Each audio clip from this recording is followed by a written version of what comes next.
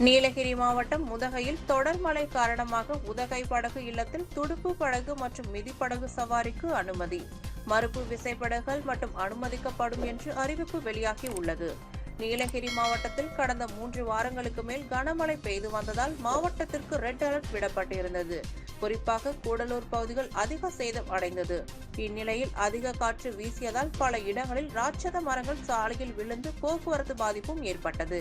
இந்நிலையில் உதகை சுற்றுவட்டார பகுதிகளில் இன்றும் மழை பெய்து வருவதால் உதகை படகு இல்லத்தில் சுற்றுலா பயணிகள் அவர்களாகவே சவாரி செய்யும் துடுப்பு படகு மற்றும் மிதிப்படகு சவாரிக்கு தற்காலிக தடை விதிக்கப்பட்டுள்ளது. விசைப்படகுகள் மட்டும் எப்பொழுதும் போல் இயங்கும் என்று அறிவிப்பு வெளியாகி உள்ளது. இதனால் சுற்றுலா பயணிகள் ஏமாற்றம் அடைந்துள்ளனர்.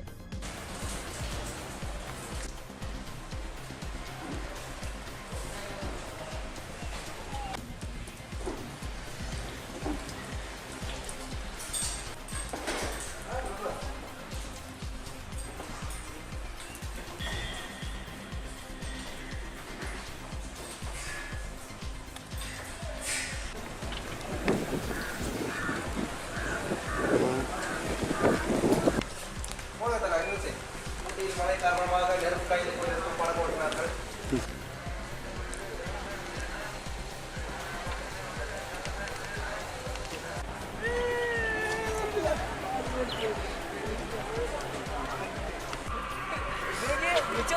കൊള്ളൂ വേറെ